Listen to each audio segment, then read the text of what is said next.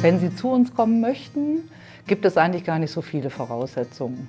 Wichtig ist ja letztlich, dass eine Frau da ist. Also Paare nehmen wir gerne für die Behandlung, Mann und Frau. Mittlerweile ist es aber auch Gott sei Dank erlaubt und üblich in Deutschland, dass wir gleichgeschlechtliche Frauenpaare behandeln können und auch ja, Frauen, die alleine sind, die sich dazu entschlossen haben, alleine ihr Kind zu bekommen, die können wir auch gerne behandeln.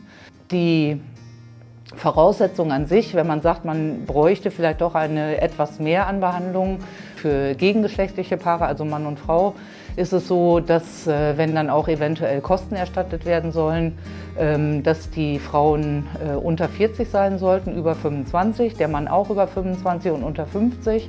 Und die beiden sollten dann verheiratet sein, wenn irgendwelche Kosten wirklich erstattet werden sollen. Ansonsten bei gleichgeschlechtlichen Paaren ist es leider so, dass die Frauen das selber tragen müssen. Und auch bei Singlefrauen ist es so, dass die Frauen das selber tragen. Ansonsten gibt es eigentlich keine wirklichen Voraussetzungen. Also es wird immer auch mal wieder geredet über eventuell eine Altersgrenze und auch eine Gewichtsgrenze, dass eventuell für beides irgendwo eine Obergrenze da ist. Wir sind diesbezüglich sehr liberal. Letztlich ist es manchmal einfach so, wie das Leben so spielt, dass es vielleicht einfach mal länger dauert, bis man den richtigen Partner vielleicht gefunden hat oder bis man sich dazu entschlossen hat, eine Behandlung zu machen. Deswegen kann es manchmal einfach sein, dass die Frau vielleicht auch schon etwas fortgeschritteneren Alters ist. Letztlich stehen wir, sage ich mal, der Wunscherfüllung nicht im Wege. Also wenn Sie sagen, Sie möchten vielleicht trotzdem das versuchen, können wir das versuchen. Immer mit dem Wissen, bei zunehmendem Alter wird es einfach immer schwieriger, dass der Wunsch wirklich erfüllt wird. Aber das würde man dann in Ruhe besprechen.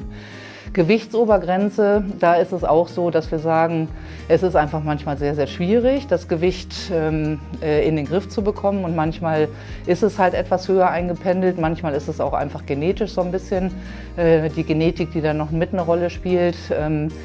Wir beraten diesbezüglich und letztlich ist es so wie sonst auch im Leben, dass natürlich ein etwas höheres Gewicht einfach das Ganze ein bisschen schwieriger macht. Da stimmt das dann manchmal mit den Hormonwerten so nicht, weil das Gewicht da halt auch mit reinspielt, auch eine Rolle spielt. Dann ist es so, auch die Schwangerschaft ist mit höherem Gewicht natürlich etwas schwieriger.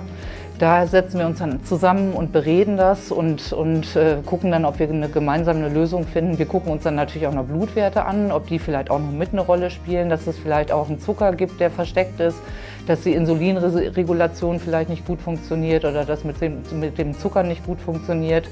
Da ist es dann so, dass wir dann uns zusammensetzen, wirklich das beraten und überlegen, was man eventuell machen kann zur Unterstützung auch. Wir möchten dann natürlich auch anregen dazu, dass das Gewicht eventuell reduziert wird. Aber da muss man dann gucken und besprechen, wie man das dann am besten vielleicht auch gemeinsam regulieren und unterstützen kann.